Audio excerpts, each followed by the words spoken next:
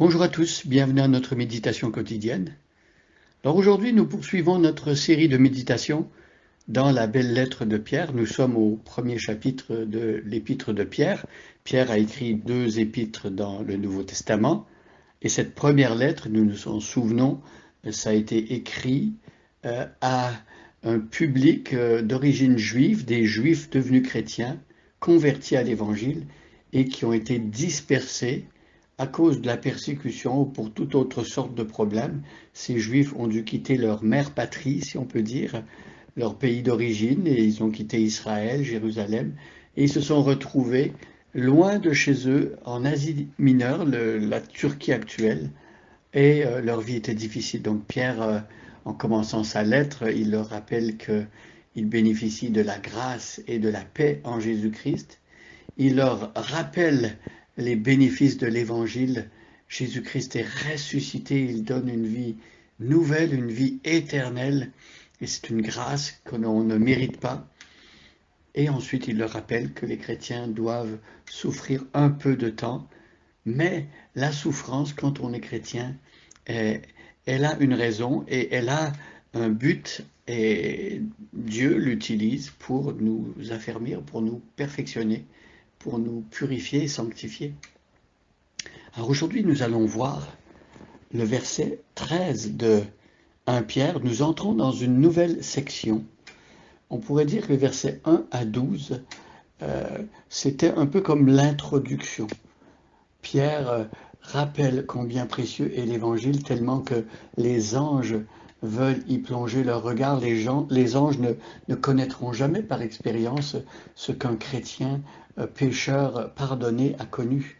Parce que lorsque les anges ont péché dans la présence de Dieu, il n'y a pas eu moyen pour eux d'être pardonnés. Ils ont péché en pleine lumière.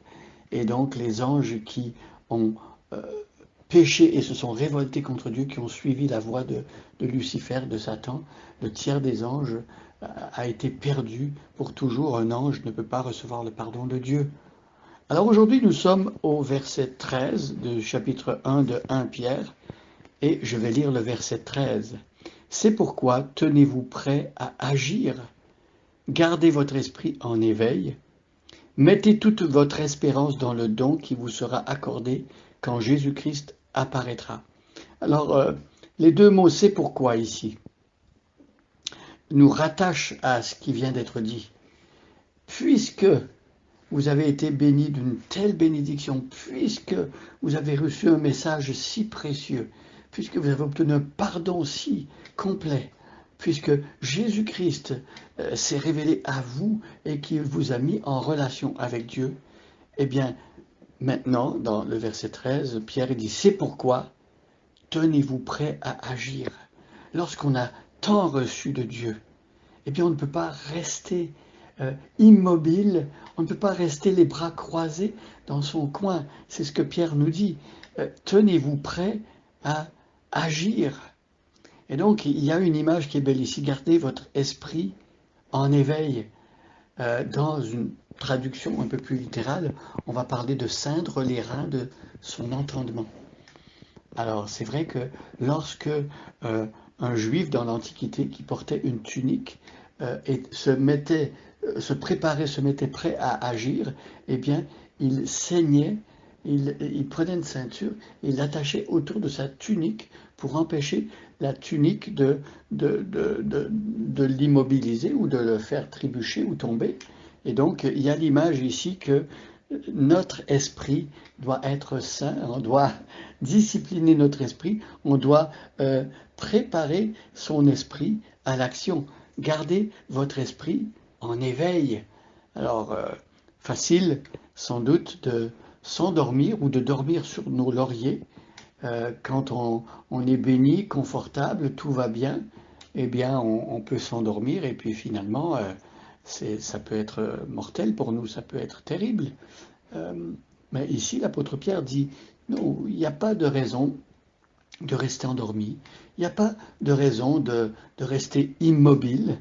Euh, Préparez-vous, tenez-vous prêt à agir. Et l'action ici, il s'agit d'une action qui est dans le sens de l'évangile. c'est-à-dire servir, c'est-à-dire obéir à Dieu et garder votre esprit en éveil. Alors ensuite, le verset nous dit, mettez toute votre espérance dans le don qui vous sera accordé quand Jésus-Christ apparaîtra. Alors, il y a plusieurs manières de s'endormir. On peut s'endormir aussi par rapport à notre espérance. On peut quelque part, parce qu'il y a tellement de confort, parce que la vie est tellement facile, euh, eh bien, on peut oublier notre espérance. Notre espérance n'est pas dans ce monde-ci, n'est pas par rapport à cette vie terrestre. Notre espérance est d'être dans la présence de Dieu, de vivre avec Dieu pour toujours. Et donc, on veut être prêt à agir en fonction de cette espérance que nous avons. Bâtir en fonction du royaume à venir, c'est-à-dire aligner sa vie sur la parole de Dieu et aussi annoncer cette parole à ceux qui ne la connaissent pas. Mettez toute votre espérance dans le don qui vous sera accordé. Il y a un don qui va nous être accordé. On a déjà reçu les prémices, on a déjà reçu un acompte, le Saint-Esprit. On a les arts de l'Esprit, comme nous dit les épîtres de Paul. Mais il y a le don qui sera accordé, c'est-à-dire le don final. Lorsque nous serons dans la présence de Dieu, nous aurons, en plus de cet esprit qui a commencé à être renouvelé et qui se sanctifie de jour en jour, nous allons avoir aussi un corps glorifié, un corps nouveau, renouvelé, un corps comme celui de Jésus ressuscité, qui ne meurt plus. Et la mort n'a aucune espèce de pouvoir sur ce corps nouveau que Dieu nous prépare. Et donc, quand est-ce que tout cela va arriver? Eh bien, la fin du texte nous le dit, le don qui vous sera accordé quand Jésus-Christ apparaîtra. C'est lorsque Jésus-Christ va revenir, nous parlons du deuxième retour de Jésus-Christ, eh bien, c'est à ce moment-là que nous sera donné le corps glorifié qui va rejoindre cet esprit qui est dans l'attente. Si un chrétien meurt, il est dans l'attente, il voit Jésus face à face, il est dans la présence de Christ, mais il attend son corps nouveau qui lui sera donné à ce moment-là. Donc je relis le verset 13 ce matin. C'est pourquoi tenez-vous prêts à agir. Gardez votre esprit en éveil ou en alerte.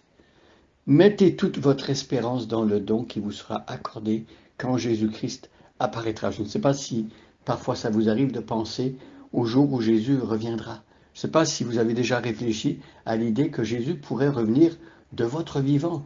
Et lorsque Jésus revient, et la génération qui va être témoin du retour de Jésus, qui va venir du ciel, et c'est écrit, tout œil le verra, eh bien, ceux qui sont chrétiens vont aller rejoindre Jésus, et en un instant, en un clin d'œil, ils seront transformés à son image.